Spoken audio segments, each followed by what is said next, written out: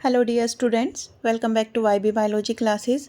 आज की क्लास में हम कवर अप करने वाले हैं जो यूनिट सेकंड है उसका topic nutrition and digestion, pattern of feeding and digestion in lower metazoans, filter feeding in polychaete, mollusca and echinodermata. ये पूरा टॉपिक हम कवर करेंगे। Respiration, organ of respiration, gill, trachea, lungs, respiratory pigment, mechanism of respiration हम already cover कर चुके हैं इस topic के बारे में। आज का जो हमारा मेन फोकस है वो न्यूट्रिशन एंड डाइजेशन पे रहेगा और हम सिर्फ उन्हीं फाइला और उन्हीं टॉपिक के बारे में डिस्कस करेंगे इनवर्टिब्रेट में, जो कि हमारे सिलेबस में मेंशन है। सिलेबस के अकॉर्डिंग हम चलेंगे। इसके अलावा हम बाकी जो इनवर्टिब्रेट है उनके अंदर न्यूट्रिशन एंड डाइजेशन को कवर अप नहीं करने वाले। तो चलिए स्टार्ट करते हैं न्यूट्रिशन एंड डाइजेशन की डेफिनेशन के साथ में। तो सबसे पहले हम बात करते हैं कि न्यूट्रिशन क्या होता है। ये nutrition is the process by which organism get food and break down into so that food can be use. कि न्यूट्रिशन एक ऐसी प्रोसेस है जिसके थ्रू जो ऑर्गेनिज्म है वो खाना लेगा और उस खाने को वो करेगा ब्रेक डाउन, कि छोटे छोटे पीसीज में, इतने छोटे पीसीज में कि ताकि वो आराम से एब्जॉर्ब किया जा सके। न्यूट्रिशन के अंदर जो सब्सटेंस आते हैं जो कि लिए जाते हैं उन्हें हम नाम देते हैं nutrient. Nutrient are the substance that provide energy.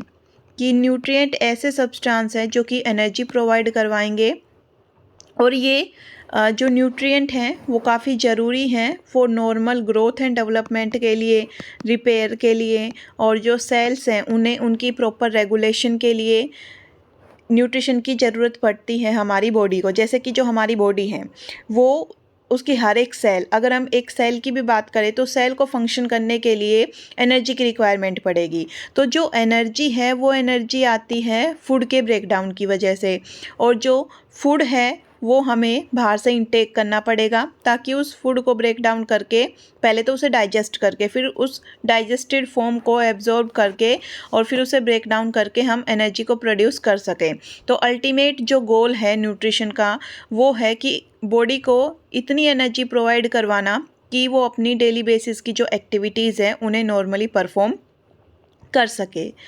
फिर जो न्यूट्रिशन है उसमें हम स्टेप्स को इंक्लूड करते हैं। सबसे पहले तो आता है खाना, कि जो खाना है वो दो टाइप का फूड हम बात करते हैं। एक तो डिफ्यूजिबल फूड और दूसरा होता है नॉन डिफ्यूजिबल फूड। जो डिफ्यूजिबल फूड है वो इंक्लूड करता है माइक्रो बायोमोलिक्यूल्स को, और जो नॉन डिफ्यूजिबल फूड है वो इंक्लूड करता है प्रोटीन्स को एंड मैक्रोमोलिक्यूल्स को। कि जो मैक्रोमोलिक्यूल हैं, बड़े मॉलिक्यूल हैं, वो नॉन डिफ्यूजिबल फूड में आएंगे और जो माइक्रोमोलिक्यूल हैं वो डिफ्यूजिबल फूड में आएंगे। तो सबसे पहले हम खाने को देखते हैं कि किसी भी ऑर्गेनिज्म का खाना क्या है, वो किस चीज़ पे फीड कर रहा है। फिर इसके अंदर जो दूसरा स्टेप आता है खाने के बाद, वो हम बात करते हैं इंजेशन की। कि जो न्यूट्रिशन है उसके अंदर ये सारे स्टेप आते हैं कि खाना क्या है, उस खाने को कैसे बॉडी के अंदर लिया गया है, बॉडी के अंदर जाने के बाद जो खाना है वो कैसे डाइजेशन होगा, कि उसका इंट्रासेलुलर डाइजेशन है, उसका इंटरसेलुलर डाइजेशन है, किस तरीके का उसका डाइजेशन है। डाइजेशन के बाद उस पूरे जो फूड को जो एब्जॉर्ब किया गया उसे कैसे सर्कुलेट किया गया पूरी बॉडी में, कि जो फूड है उसे पूरी बॉडी में कैसे पहुँचाया गया हर एक सेल के पास में। फिर जो खाना जिसका यूज़ हो चुका है एनर्जी प्रोड्यूस करने में, अब जो बच गया उसे हमें करना पड़ेगा स्टोर। तो जो स्टोरेज है, storage of reserve food material, कि जो रिज़र्व फूड मटेरियल है उसको अब हमें क्या करना पड़ेगा, स्टोर करना पड़ेगा। तो किस फॉर्म में स्टोर करेंगे, कहाँ करेंगे, कौन सी सेल्स में करेंगे। देन इसके बाद आता है लास्ट स्टेप इजेशन, की जो अनडाइजेस्टेड वेस्ट है, जो फर्दर डाइजेस्ट नहीं हो सकता, उसे बॉडी से बाहर निकालना। तो ये कुछ स्टेप्स हैं जो कि हम न्यूट्रिशन में इंक्लूड करते हैं, कि food, ingestion, digestion, circulation, storage and egestion. और जो भी ऑर्गेनिज्म हम पढ़ेंगे उनके अंदर ये हम पांचों चीज़ें with their alimentary canal description ज़रूर पढ़ेंगे। फिर हम बात करते हैं डाइजेशन की। जो डाइजेशन है वो डाइजेशन क्या होगा। डाइजेशन एक्चुअली ब्रेक डाउन की प्रोसेस है जिसके अंदर जो larger and insoluble food particle होते हैं उन्हें ब्रेक डाउन किया जाएगा स्मॉलर फूड पार्टिकल में, और इसके अलावा जो स्मॉलर फूड पार्टिकल है वो क्या कर सके, वो एब्जॉर्बेबल हो, कि वो आराम से एब्जॉर्ब किए जा सके। एब्जॉर्बेबल फॉर्म में ये प्रेजेंट होते हैं ताकि जो बॉडी है इन्हें आराम से एब्जॉर्ब कर सके। तो डाइजेशन क्या होता है? डाइजेशन होता है कि जो बड़े फूड पार्टिकल हैं, लार्ज फूड पार्टिकल हैं जो कि इनसोल्यूबल हैं, जिन्हें हमारी बॉडी एब्जॉर्ब नहीं कर सकती और फर्दर उनका यूज़ नहीं कर सकती, ऐसी फॉर्म में जो फूड पार्टिकल हैं उन्हें बड़े को छोटे में तोड़ना, और जो इनसोल्यूबल फॉर्म है उन्हें सोल्यूबल फॉर्म में ब्रेक डाउन करना, ताकि हमारी बॉडी उन्हें एब्जॉर्ब करके और उनका यूज़ किया जा सके। जैसे हम फॉर एग्ज़ाम्पल बात करें कि जो प्रोटीन्स हैं, जो स्टार्च है, फैट है, ये मैक्रोमोलिक्यूल हैं, ये डायरेक्ट हमारी बॉडी के अंदर ये डिफ्यूज़ इन नहीं हो सकते, ये नॉन डिफ्यूजेबल फॉर्म में है। जो हमारी सेल मेम्ब्रेन है उसके थ्रू इतने बड़े फूड पार्टिकल को एब्जॉर्ब नहीं किया जा सकता, तो इन्हें जो प्रोटीन है उन्हें ब्रेक डाउन किया जाएगा अमाइनो एसिड में, स्टार्च को ब्रेक डाउन किया जाएगा मोनोसेकेराइड में, फैट्स को ब्रेक डाउन किया जाएगा ग्लिसरॉल में एंड फैटी एसिड में। जो ये वाली फॉर्म है ये है स्मॉलर फॉर्म, कि जो बड़े फूड पार्टिकल हैं उनकी स्मॉलर फॉर्म है, और ये एब्जॉर्बेबल फॉर्म है कि आराम से इन जो अमाइनो एसिड है, मोनोसेकेराइड है, ग्लिसरॉल है, इन्हें आराम से हमारी जो सेल्स हैं वो एब्जॉर्ब कर सकती हैं। अब कौन कौन से स्टेप्स आते हैं डाइजेशन में, हम उनकी बात करें कि स्टेप्स ऑफ डाइजेशन। डाइजेशन में मेनली हम बात करें तो एक आता है मैकेनिकल और एक आता है केमिकल।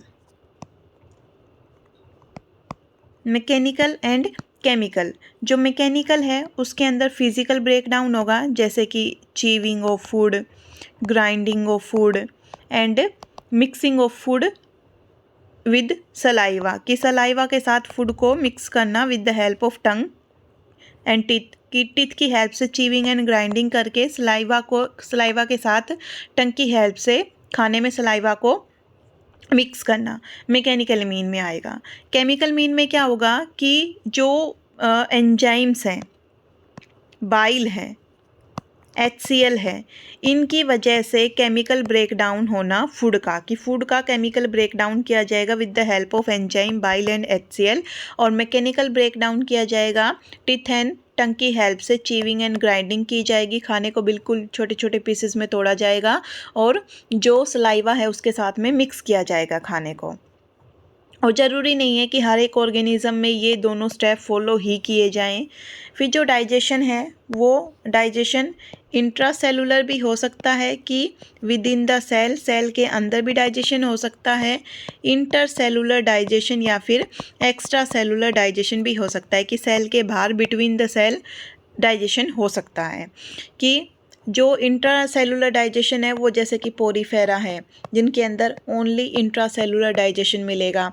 इसके अलावा जो सीलेंट्रेट हैं उनके अंदर partially intracellular and partially intercellular digestion मिलता है, कि जिन भी ऑर्गेनिज्म के अंदर पूरी एलिमेंट्री कैनाल होगी उनके अंदर मोस्ट ऑफ जो डाइजेशन की प्रोसेस है वो इंटरसेलुलर या फिर एक्स्ट्रा सेलुलर होती है।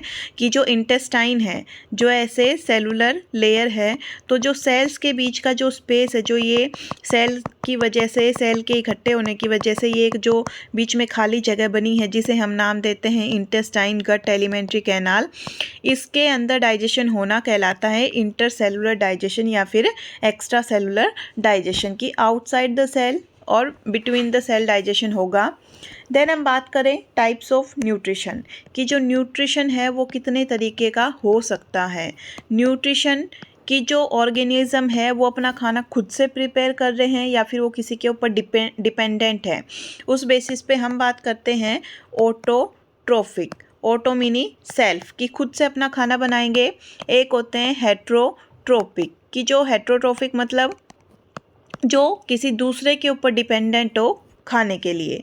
ऑटोट्रोपिक में फिर से दो कैटेगरीज आएंगी, कि जो सनलाइट का यूज़ करे फोटोट्रोपिक, और जो केमिकल्स का यूज़ करे जैसे कि H2S का यूज़ करे तो वो कीमोट्रोपिक। ऑटोट्रोपिक, केमिकल्स का यूज़ करें कीमोटोट्रोपिक, सनलाइट का यूज़ करें फोटोऑटोट्रोपिक।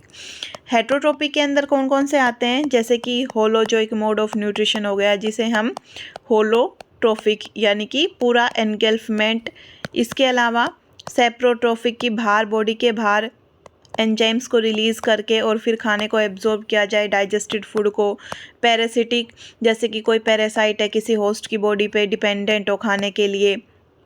देन ओस्मोट्रोपिक, जो होलोजोइक मोड ऑफ न्यूट्रिशन है उसके हम फर्दर टाइप्स बता सकते हैं कि जैसे इसमें आते हैं हर्बीवोर, कार्निवोर, ओमनीवोर। इसके अलावा कैनिबल्स, जो अपने ही स्पीसीज़ के मेंबर्स के ऊपर फीड करें, जो डेट्राइटस के ऊपर फीड करें। इसके अलावा प्रीडेटर, जो कि प्रे को किल करके उसके ऊपर फीड करें। देन इंसेक्टिवोरस, जो कि इंसेक्ट के ऊपर फीड करें। स्क्वेंजर्स, जो कि डेड ऑर्गेनिक मटेरियल है उसके ऊपर फीड करें। इसके अलावा ग्रेनिवोर, जो कि ग्रेन्स के ऊपर फीड करे। पीसीवोर, जो कि पाइसिस के ऊपर, मछलियों के ऊपर फीड करे, कि जो अनाज है उनके ऊपर फीड करने वाला, डेड जो ऑर्गेनिज्म है उनके ऊपर फीड करने वाला। पीसीवोर, मछलियों के ऊपर, इंसेक्ट को खाने वाला। Herbivore, carnivore, omnivore, cannibals, detritivores and predators. ये सारे होलोजोइक या फिर होलोट्रोपिक के फर्दर सब कैटेगरीज हैं। फिर हम बात करें टाइप ऑफ फीडिंग मैकेनिज़्म, कि हम किसके बारे में बात कर रहे हैं, टाइप्स ऑफ फीडिंग मैकेनिज़्म। तो 3 तरीके के फीडिंग मैकेनिज़्म हम पढ़ेंगे। हम पढ़ेंगे मैकेनिज़्म फॉर माइक्रोफेगस फीडिंग, कि ऐसा फूड पार्टिकल जो कि माइक्रोस्कोपिक फूड पार्टिकल है। दूसरा मैक्रोफेगस फीडिंग, कि जो बड़े फूड पार्टिकल है उन पे फीड करने वाले, उनमें कैसे मैकेनिज़्म चलेगा। और जो ऑर्गेनिज्म फ्लूइड के ऊपर फीड करते हैं उनमें कैसे मैकेनिज़्म होगा। तो जो माइक्रोफेगस हैं वो माइक्रोफेगस सूडोपोडिया के थ्रू फीड करते हैं। सूडोपोडियल फीडिंग हो सकती है, इनके अंदर सीलियरी फीडिंग हो सकती है। देन फ्लैजिलर फीडिंग हो सकती है। ये सीलियरी फ्लैजिलर फिल्टर फीडर बोलते हैं इन्हें, कि ये जो सस्पेंडेड फूड पार्टिकल हैं, वाटर के अंदर जो सस्पेंडेड फूड पार्टिकल हैं उन्हें वाटर में से स्ट्रेन करके फिल्टर करके ये फीड करेंगे, तो इन्हें फिल्टर फीडर भी नाम दिया जाता है। इसके अलावा म्यूकोइड फीडिंग होती है एंड टेंटेक्युलर फीडिंग होगी। ये माइक्रोफेगस फीडिंग मैकेनिज़्म में आएंगे। जो मैक्रोफेगस फीडिंग मैकेनिज़्म है उनके अंदर कि जो इनएक्टिव फूड पार्टिकल है उन्हें सीधा स्वेलो करना, निगलने में। Then scraping and boring. इसके अलावा इसमें आता है सीजिंग एंड मैस्टिकेशन, जैसे कि कॉकरोच करता है, खाने को पकड़ के फिर उसे खाते हैं, कॉकरोच करते हैं, कार्निवोर करते हैं। जो फ्लूइड के ऊपर जिनका जो इंटेक है वो फ्लूइड के ऊपर खाना खाते हैं, फ्लूइड को कंज्यूम करते हैं, सॉफ्ट टिश्यू को कंज्यूम करते हैं। जैसे कि जो पैरासिटिक फॉर्म है वो अपनी जनरल बॉडी सरफेस के थ्रू, या फिर जो ऑर्गेनिज्म डाइजेस्टेड फूड के ऊपर फीड करेंगे वो अपने जनरल बॉडी सरफेस के थ्रू फीड करते हैं। जैसे मॉस्किटो है वो पियर्सिंग एंड सकिंग एक्शन के थ्रू फीड करेगा। और इसके अलावा जैसे जो हाउस फ्लाई है स्पंजिंग करके फ्लूइड को इनटेक करते हैं। ये फीडिंग मैकेनिज़्म है कि किस तरीके से जो खाना है वो फीड किया जाता है, इनटेक किया जाता है उस खाने का। अब हम बात करते हैं न्यूट्रिशन इन लोअर मेटाजोन्स, जो हमारा टॉपिक है न्यूट्रिशन सिलेबस के अकॉर्डिंग इन लोअर मेटाजोन्स। तो जो लोअर मेटाजोन्स हैं, पहले बात तो ये मेटाजोन्स हैं क्या, जितने भी इन्वर्टिब्रेट हैं, जो एनिमल किंगडम है, एनिमल किंगडम को हमने on the basis of number of cell 2 sub kingdom में डिवाइड किया है। एनिमल किंगडम को हमने on the basis of number of cell 2 sub kingdom में डिवाइड किया सभी एनिमल्स को। एक में तो रखे प्रोटोजोआ, जो कैसे हैं यूनिसेलुलर, कि जिनकी बॉडी सिर्फ एक सेल की बनी हुई है। दूसरा हमने रखे मेटाजोआ, जो कि कैसे हैं मल्टी सेलुलर है। कैसे हैं ये? Multi cellular. ये यूनिसेलुलर है, ये मल्टी सेलुलर हैं, ये प्रोटोजोआ हैं, ये मेटाजोआ हैं। फिर हमें लोअर मेटाजोन्स, इसमें हम बात करेंगे nutrition in Porifera, Coelenterata and helminths. Helminths में हम प्लेटी हेलमेंथिस एंड एस्क्लेमेंथिस, इनमें हम मॉडल ऑर्गेनिज्म लेके चलेंगे। जैसे कि पोरीफेरा है, उसमें हम लेंगे स्काइफा या फिर साइकन। इसमें हम बात करेंगे ओबेलिया की जो दोनों फॉर्म है कि जैसे ओबेलिया में पोलीपेन मेडुसा दोनों आती हैं, तो दोनों का हम कॉमन वे में ही एग्जांपल लेके चलेंगे। प्लेटी हेलमेंथिस में हम जनरल प्लेटी हेलमेंथिस में जैसे कि फेसियोला हिपैटिका का जो डाइजेस्टिव सिस्टम है उसे लेके चलेंगे। और जो एस्क्लेमेंथिस है उसके अंदर हम जनरल जैसे कि जो एस्केरिस है उसे लेके चलते हैं। तो इन सब के बारे में हम इन्हें लोअर मेटाजोन्स में रखेंगे और एक एक करके इन सबको हम डिस्क्राइब करेंगे कि कैसे इनमें जो डाइजेशन है वो होगा। तो लोअर मेटाजोन में हम सबसे पहले बात करेंगे न्यूट्रिशन इन स्काइफा में, साइकन में पोरीफेरा की बात करते हैं। तो जो पोरीफेरा है उसके अंदर जैसे सबसे पहले हम बात करेंगे कि इसका फूड क्या है, न्यूट्रिशन में फूड क्या है। ये ओमनीवोरस है, ये होलोजोइक मैनर में फीड करेगा प्लैंकटॉन्स के ऊपर, जैसे कि प्रोटोजोन है, बैक्टीरिया है, डायटम है, डेड ऑर्गेनिक मटेरियल है। माइक्रोफेगस है ये, कि जो माइक्रोस्कोपिक ऑर्गेनिज्म है उसके ऊपर ये फीड करता है। जो खाना है उसे कैसे ये अपने बॉडी में लेगा, इंजेक्शन कैसे होगा, तो ये इन्हें हम रखते हैं फिल्टर फीडर की कैटेगरी में। जैसे कि जो कोलर सेल है, क्वेनोसाइट है, जिसका हम डायग्राम पहले देख चुके हैं। अगर किसी को नहीं पता कोलर सेल के बारे में, तो इस तरीके की ऐसे हम ओवल सी थोड़ी ऐसे कोलर सेल बनाते हैं जिससे ऐसे फ्लैजिला अराइज होगा। ये इसका न्यूक्लियस है और यहाँ पर ये माइक्रोविलाई का बना हुआ कोलर है, ये इसका एक फ्लैजिलम है। देन ये पूरा कोलर, ये न्यूक्लियस, इसके अंदर ऐसे छोटे छोटे से फूड वैक्यूल्स प्रेजेंट होंगे साइटोप्लाज्म के अंदर। और इन पूरे कोलर सेल से रेडियल कैनाल बनी हुई है। जो रेडियल कैनाल इस तरीके की हम इनकी कैनाल सिस्टम पढ़ते हैं। तो जो रेडियल कैनाल है वो पूरी लाइंड है विद कोलर सेल्स। तो इन कोलर सेल की हेल्प से ही इसमें डाइजेशन भी होगा और वाटर करंट भी क्रिएट होगा। कि जो कोलर सेल है, क्वेनोसाइट है, वो वाटर करंट को मेंटेन करने का काम करती हैं, क्योंकि इनका जो ये फ्लैजिला है ये कांस्टेंट बट अनकोऑर्डिनेटेड मैनर में फ्लैजिलर मूवमेंट होगी, जिसकी वजह से नेगेटिव प्रेशर क्रिएट होता है रेडियल कैनाल में और पानी है वो अंदर लिया जाएगा थ्रू ओस्टिया। डर्मल ओस्टिया से जो वाटर है, आउटसाइड वाटर, वो इनकरंट कैनाल से होता हुआ प्रोसोपाइल के थ्रू रेडियल कैनाल में आएगा। कि यहाँ पर जो डर्मल ओस्टिया है उससे पानी आया इनकरंट कैनाल में, इनकरंट कैनाल से प्रोसोपाइल के थ्रू होता हुआ वो जाएगा रेडियल कैनाल में। और जो ये इनकमिंग वाटर करंट है ये अपने साथ में छोटे छोटे फूड पार्टिकल को लेके आएगा, जो कि जो ये फूड पार्टिकल हैं ये डर्मल ओस्टिया के थ्रू पानी के साथ अंदर आएंगे। डर्मल ओस्टिया है ये काफ़ी छोटे छोटे से अपर्चर होते हैं, ऐसे माइन्यूट से अपर्चर होते हैं, जिनका जो साइज़ है वो इनके चारों ओर प्रेजेंट मायोसाइट्स की, जैसे ये डर्मल ओस्टिया और इस डर्मल ओस्टिया के ऐसे मायोसाइट प्रेजेंट होती हैं। और ये मायोसाइट इसके साइज़ को गवर्न करती हैं, कॉन्ट्रैक्ट और रिलैक्स करके इसके साइज़ को बड़ा एंड छोटा करेंगी। देन फर्दर जो माइक्रोविलाई हैं, collar of choanocyte act as filter and the food particle are trapped by this microvilli.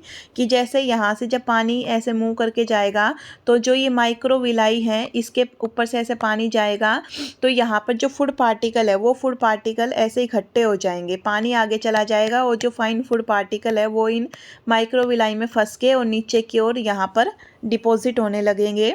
Cyclosis, protoplasm के साइक्लोसिस मूवमेंट की वजह से जो छोटे छोटे फूड पार्टिकल है वो माइक्रोविलाई के बेस की ओर आएंगे और जो फूड वैक्यूल है वो इन छोटे छोटे फूड पार्टिकल को इंजेक्शन करेंगे, या फिर इनके नीचे जो अमीबोसाइट हैं वो सूडोपोडिया की हेल्प से अपने फूड वैक्यूल में इन छोटे फूड पार्टिकल को इंजेस्ट कर लेंगी। जो बड़े फूड पार्टिकल है जिनका साइज़ 5 या 15 माइक्रोमीटर से बड़ा है, उन्हें आउटर लेयर की, जो बॉडी की जो आउटर लेयर है पिनेकोसाइट्स, वो पिनेकोसाइट ही एनगल्फ कर लेंगी जो कि इनकरेंट कैनाल में प्रेजेंट है, कि जो ये इनकरेंट कैनाल है इसकी जो ऐसे फ्लैट सेल्स होती हैं पिनेकोसाइट, जो कि पिनेकोडम की फॉर्मेशन करती हैं, ये पिनेकोसाइट ही इन खाने को, बड़े फूड पार्टिकल को अपने अंदर इंजेस्ट करेंगी। अब खाना अंदर भी आ गया, खाना भी पता लग गया क्या है। अब हम बात करते हैं कि डाइजेशन कैसे होगा। तो ये इंट्रासेलुलर डाइजेशन होगा इनके अंदर, within the cell digestion होगा, कि जैसे ये सेल है, इस सेल में ये फूड वैक्यूल बना और इसके अंदर ये फूड प्रेजेंट है। इस जो फूड वैक्यूल के अंदर फूड प्रेजेंट है, फूड पार्टिकल, वो प्राइमरी लाइसोसोम आके इसके साथ में फ्यूज़ करेगा। प्राइमरी लाइसोसोम के अंदर हाइड्रोलिटिक एंजाइम्स होते हैं, खाने को डाइजेस्ट करेंगे। और जब इन दोनों का फ्यूज़न होता है तो एक स्ट्रक्चर बनता है जिसका नाम दिया जाता है हेट्रोफैगोसोम।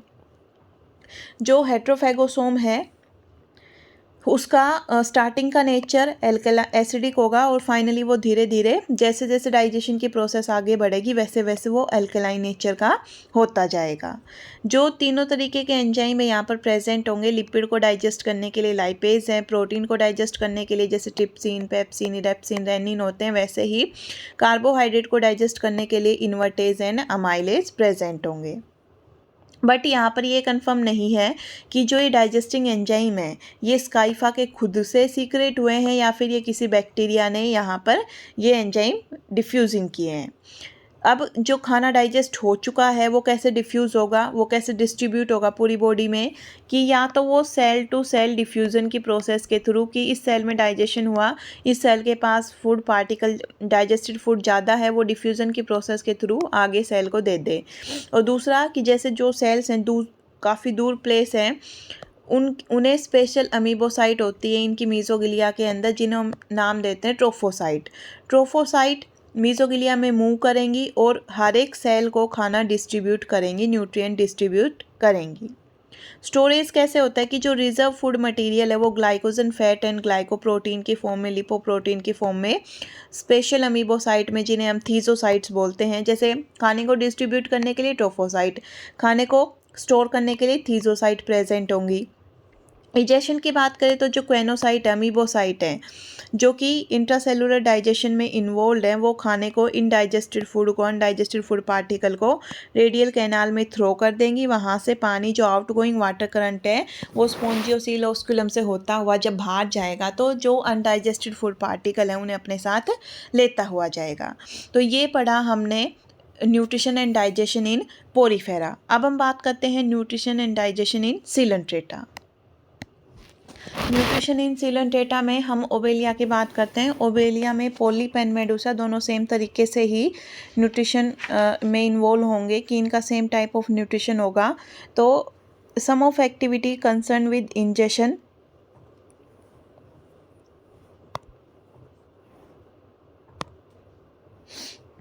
some of activities concerned with ingestion, digestion, absorption, assimilation of food and egestion of undigested food is called nutrition। जैसे फूड कार्निवोरस होता है जो हाइड्रेंथ है और जो मेडूसा है, जैसे कि जो पोलिप फॉर्म है और जो मेडूसा फॉर्म है उसका हम एक साथ ही पढ़ेंगे। तो इस पोलिप एंड मेडूसा के अंदर जो फूड है ये कार्निवोरस होते हैं, ये फीड करते हैं इंसेक्ट के लार्वा के ऊपर, क्रस्टेशियन के ऊपर और वॉर्म्स के ऊपर। खाने को कैसे लेंगे, इंजेशन में आता है इन्वॉल्व इनटेक ऑफ फूड, की खाने को कैसे इनटेक किया जाता है।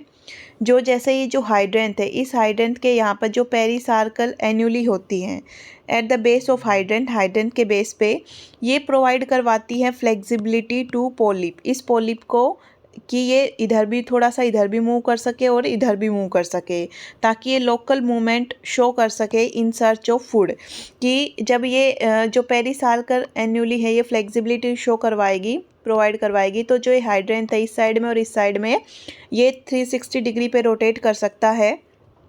और जो इसके टेंटिकल्स होते हैं, कि यहाँ से जो ऐसे टेंटिकल निकले हुए होंगे और जो मेडूसा फॉर्म है उसके मार्जिन के ऊपर ऐसे जो बेल लाइक या अम्ब्रेलर फॉर्म है उस पर ऐसे मार्जिन पे ये टेंटिकुलर निकले हुए होंगे। तो इन टेंटिकल्स के ऊपर स्टिंगिंग सेल या फिर नीडोब्लास्ट प्रेजेंट होती हैं। जो ये नीडोब्लास्ट है इनकी वजह से जो प्रे है वो पैरालाइज या किल किया जाएगा। और जो टेंटिकल्स हैं माउथ को कवर किए हुए हैं ये इंजेक्शन में हेल्प करेंगे। इसी के साथ में जो गैस्ट्रोडर्मल सेल है हाइपोस्टोम की ग्लैंड सेल वो म्यूकस को सीक्रेट करेंगी और जो फूड पार्टिकल है जो प्रे है उसे नीचे की ओर स्वेलो करने में हेल्प करती हैं। डाइजेशन यहाँ पर partially intra and partially extra cellular digestion होगा। जो सेमी डाइजेस्टेड फूड है वो सीलेंट्रोन कैविटी के अंदर सर्कुलेट होगा partially by beating of flagella of gastrodermal cell and partially by rhythmic contraction of polyp. जो सेमी डाइजेस्टेड फूड है वो मायोएंडोथेलियल सेल इनटेक करेंगी जो कि गैस्ट्रोडर्मिस की हैं with the help of their pseudopodia for intracellular digestion. की जो सेमी डाइजेशन होता है वो सीलेंट्रोन कैविटी में होगा कि यहाँ से जो ये पेरिसार्कल एन्युली है इसके नीचे ऐसे गैस्ट्रोवस्कुलर कैविटी प्रेजेंट होगी। तो इस गैस्ट्रोवस्कुलर कैविटी में semi digested food partial digestion होने के बाद सेमी डाइजेस्टेड फूड जाता है जो मायोएंडोथेलियल सेल हैं गैस्ट्रोडर्मिस की उनमें for further digestion intracellular digestion के लिए। It can digest only proteins fats और ये कार्बोहाइड्रेट को डाइजेस्ट नहीं कर सकते जैसे कि स्टार्च को सेलुलोज को काइटिन को ये डाइजेस्ट नहीं कर सकते क्योंकि इनके पास में कोई अमाइलोलिटिक एंजाइम प्रेजेंट नहीं होते हैं। फिर हम बात करें एब्जॉर्प्शन की तो जो डाइजेस्टेड फूड है वो एब्जॉर्ब किया जाएगा by gastrovascular cells for which these have microvilli on their inner free end. Digested food है वो गैस्ट्रोडर्मिस से एपिडर्मिस में कैरी किया जाएगा बाय डिफ्यूज़न। जो अनडाइजेस्टेड फूड है वो बॉडी से बाहर निकाला जाएगा कि जो गैस्ट्रोडर्मल सेल हैं अनडाइजेस्टेड फूड को वापस से सीलेंट्रोन कैविटी में फेंक देंगी जहाँ से माउथ के थ्रू अनडाइजेस्टेड फूड बॉडी से बाहर एक्सपेल आउट किया जाएगा partially by periodic violent contraction of polyp and partially by outward beating of flagella of gastrodermal cell. की दो तरीके से मूवमेंट होंगी कि जो गैस्ट्रोडर्मल सेल है उनके जो फ्लैजिला है उनकी आउटवर्ड बीटिंग की वजह से और दूसरा जो कि पॉलिप का वायलेंट कॉन्ट्रैक्शन है उसकी वजह से ये दोनों माउथ के अंदर जो फूड है उसे बाहर बॉडी से बाहर फेंकने में हेल्प करेंगी। तो जो सीलेंट्रोन है वो रिप्रेजेंट करते हैं इनकम्प्लीट एलिमेंट्री कैनाल को। इनकम्प्लीट एलिमेंट्री कैनाल मतलब कि सिर्फ एक ओपनिंग है जो माउथ एंड एनस दोनों की तरह काम करती है। इसके थ्रू ही खाना अंदर आएगा, इसके थ्रू अनडाइजेस्टेड वेस्ट बाहर जाएगा। तो जो एक सिंगल ओपनिंग है वो mouth as well as anus दोनों की तरह काम करेगी। इस वजह से यहाँ पर जो एलिमेंट्री कैनाल है उसे हम कैसी बोलते हैं इनकम्प्लीट एलिमेंट्री कैनाल बोलते हैं। अब हम बात करते हैं न्यूट्रिशन इन हेलमेंथिस की। हेलमेंथिस में पहले हम बात करेंगे प्लेटी हेलमेंथिस और प्लेटी हेलमेंथिस में भी हम एग्जाम्पल लेने वाले हैं फैसियोला हिपेटिका का। फैसियोला हिपेटिका की जो एलिमेंट्री कैनाल है वो इनकम्प्लीट एलिमेंट्री कैनाल है। इसकी जो एलिमेंट्री कैनाल है उसमें आता है माउथ जो कि इसकी टिप के ऊपर प्रेजेंट है। माउथ वेंट्रल साइड की बॉडी पे टिप पे प्रेजेंट होता है माउथ, उसके चारों ओर ओरल सकर प्रेजेंट होता है। माउथ लीड करता है बक्कल कैविटी में, बक्कल कैविटी से इसोफेगस, इसके चारों ओर प्रेजेंट होता है मस्कुलर फेरिंग्स। इसोफेगस लीड करती है इंटेस्टाइन में और जो इनके इंटेस्टाइन है वो कैसी है, वो इंटेस्टाइन दो लिम्ब में बटी हुई है। ये दो इंटेस्टाइनल लिम्ब है और जो इंटेस्टाइनल लिम्ब है ये ब्लाइंड है, मतलब ये इनकी कोई ओपनिंग नहीं है।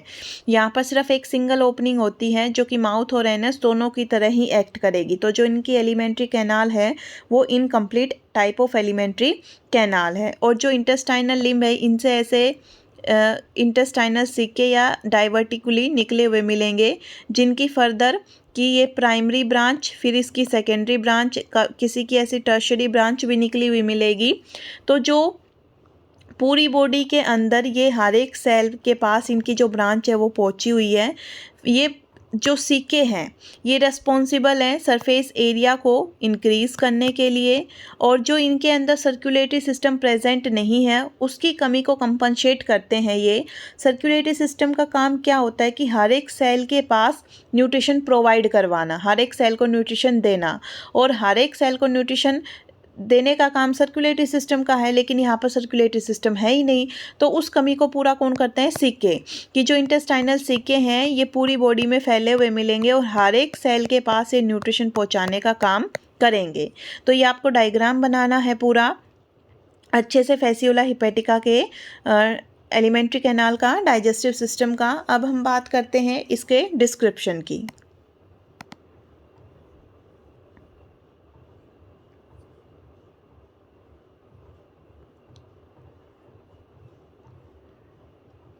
फैसियोला हिपेटिका के अंदर हम डाइजेशन की बात करें तो जो डाइजेस्टिव सिस्टम है फैसियोला हिपेटिका का, अभी हमने उसका डायग्राम देखा। उस डाइजेस्टिव सिस्टम के अंदर कौन कौन से पार्ट आते हैं? इनकम्प्लीट एलिमेंट्री कैनाल आएगी, कोई माउथ, कोई यहाँ पर कोई एनस नहीं होता, सिर्फ माउथ प्रेजेंट होता है, और माउथ है वो अडेप्टेड है फॉर इंजेशन एंड इजेशन के लिए। Mouth, buccal cavity, pharynx, oesophagus, intestine, इतने इसमें पार्ट मिलेंगे। ईसोफेगस तक जो इसकी वॉल है वो क्यूटिकल से लाइन मिलेगी, इसलिए यहाँ तक का जो पार्ट है उसे हम रखते हैं फोरगट में। जो इंटेस्टाइन है विद देयर इंटेस्टाइनल सीके, वो क्यूटिकल से लाइन नहीं मिलती, उसके ऊपर होते हैं ग्लैंडुलर एपिथीलियम सेल, और columnar glandular epithelium cell present होने की वजह से इसे हम रखते हैं मिडगट की कैटेगरी में। फर्दर माउथ की अगर हम बात करें तो माउथ इनका ऐसे, ये बॉडी की टिप के ऊपर ऐसे माउथ है, और ओरल सक्कर से ये चारों ओर से इसे सराउंडेड मिलेगा। माउथ लीड करेगा बक्कल कैविटी में, जो कि माउथ एंड फेरिंग्स के बीच में छोटी सी और फनल शेप का स्ट्रक्चर प्रेजेंट है। बक्कल कैविटी से ईसोफेगस में, और ईसोफेगस के ऐसे दोनों ओर इस तरीके से इसको घेरे हुए पूरा फेरिंग्स प्रेजेंट होता है चारों ओर। स्मॉल साइज़ का ओवल शेप थिक वॉल मिलेगा। इसकी जो दीवारें हैं उसमें यूनिसेलुलर फेरेंजियल ग्लैंड्स प्रेजेंट होंगी। ईसोफेगस यहाँ पर हमें short, narrow, thin walled and tubular part मिलेगा। देन ईसोफेगस है वो लीड करती है इंटेस्टाइन के अंदर, तो जो इंटेस्टाइन है वो इनकी एलिमेंट्री कैनाल का सबसे लंबा पार्ट है। इमीडिएटली डिवाइड होता है दो लिम्स में, जिन्हें हम क्रूरा भी बोलते हैं। हर एक जो लिम्ब है वो बॉडी के पोस्टीरियर एंड तक जाएगा, और वहाँ पर वो ब्लाइंडली एंड हो जाएगा, ऐसे बैंड होगा, एंड होगा, उसकी कोई ओपनिंग नहीं होगी। हर एक जो लिम्ब है उससे बहुत सारी इरेगुलर ब्रांच निकलेंगी, जिन्हें हम डाइवर्टिकुली या सिक्के बोलते हैं। इस टाइप की जो हमने अभी ब्रांच देखी थी बॉडी के दोनों साइड में प्रेजेंट होती हैं। जो इनर साइड वाली जो सिक्के हैं वो सिंपल और स्मॉल साइज़ की मिलेंगी, जो आउटर साइड वाली हैं उनकी फर्दर ब्रांचिंग मिलेगी। सिके लाइन मिलती है with glandular columnar epithelial cell. और अभी हमने बात की थी कि जो ये मच ब्रांच्ड जो इंटेस्टाइन है ये कंपनसेट करता है सर्कुलेटरी सिस्टम की एब्सेंस को, और इसका जो सीके हैं उनकी वजह से इसका जो सरफेस एरिया है वो काफ़ी ज़्यादा है, ताकि हर एक बॉडी सेल के पास ये न्यूट्रिशन को पहुंचा सके। हिस्टोलॉजी की हम बात कर चुके हैं।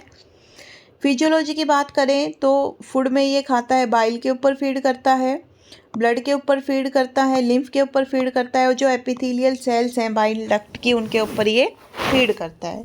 इंजेक्शन की बात करें तो ये होलोजोइक मैनर में फीड करेगा। Oral sucker, muscular pharynx as an suctorial apparatus काम करते हैं, और इनके थ्रू जो सकिंग एक्शन के थ्रू खाना है वो इंजेस्ट किया जाएगा। इंटरसेलुलर और एक्स्ट्रा सेलुलर यहाँ पर डाइजेशन होगा। ग्लैंडुलर सेल्स हैं इंटेस्टाइनल सीके की, वो तीनों तरीके के डाइजेस्टिव एंजाइम्स को सीक्रेट करेंगी। जो डाइजेस्टेड फूड है वो पैरेन्काइमा में जाएगा बाय डिफ्यूज़न, और वहाँ से पूरी बॉडी के ऑर्गन में डिस्ट्रीब्यूट किया जाएगा। इसके अलावा जो ये ब्रांच्ड इंटेस्टाइन है ये भी हेल्प करती है for the distribution of food to various body parts. जो मोनोशुगर हैं जैसे कि ग्लूकोज व फ्रक्टोज व ये डायरेक्टली एब्जॉर्ब किए जाएंगे through general body surface for which tegument has numerous microvilli, कि इस तरीके की इनकी टेग्यूमेंट के ऊपर जब हमने बॉडी वॉल पढ़ी थी तो ऐसे माइक्रोविलाई प्रेजेंट होती हैं, और ये जो माइक्रोविलाई हैं ये होस्ट के जो ग्लूकोज एंड फ्रक्टोज हैं उन्हें डायरेक्ट अपने बॉडी सरफेस के थ्रू एब्जॉर्ब करने की कैपेसिटी रखते हैं। जो खाना स्टोर किया जाएगा वो मेनली ग्लाइकोजन एंड फैट की फॉर्म में पैरेन्काइमा एंड मसल फाइबर के अंदर स्टोर किया जाएगा। इजेशन में कि जो अनडाइजेस्टेड फूड है उसे एक्सपेल आउट किया जाएगा माउथ के थ्रू ही, क्योंकि यहाँ पर कोई एनएस नहीं होता, थ्रू एंटी पेरिस्टालसिस मूवमेंट। तो ये हमने किया प्लेटीहेल्मिन्थेस के अंदर डाइजेस्टिव सिस्टम। अब हम बात करते हैं एस्क्लेमेंथिस में, एस्केरिस के अंदर डाइजेस्टिव सिस्टम। सबसे पहले हम बात करेंगे जो एस्केरिस की एलिमेंट्री कैनाल है उसके बारे में। जैसे हम ऐसे ड्रॉ करें, ये एस्केरिस, फीमेल एस्केरिस के अंदर एनस होगा, मेल के अंदर क्लोएका होगा। यहाँ पर इनका माउथ है, माउथ लीड करता है फेरिंग्स में, फेरिंग्स से यहाँ ऐसे लंबी सी इंटेस्टाइन, ईसोफेगस, ये फेरिंग्स, यहाँ ऊपर टिप पे माउथ, और ये इंटेस्टाइन है। लास्ट पोर्शन पे रेक्टम, फीमेल में एनस, मेल के अंदर क्लोएका प्रेजेंट होगा। इनकी एलिमेंट्री कैनाल स्ट्रेट है, सीधी है, कंप्लीट है, क्योंकि माउथ अलग है और एनस की ओपनिंग अलग है। Tube extending from mouth on one end and anus on another end of body. ये इसके अंदर शॉर्ट फेरिंग्स और ईसोफेगस आता है जो रिप्रेजेंट करता है फोरगट को। लंबी इंटेस्टाइन आती है जो रिप्रेजेंट करती है मिडगट को। छोटा सा रेक्टम आता है जो कि रिप्रेजेंट करता है हाइंडगट को।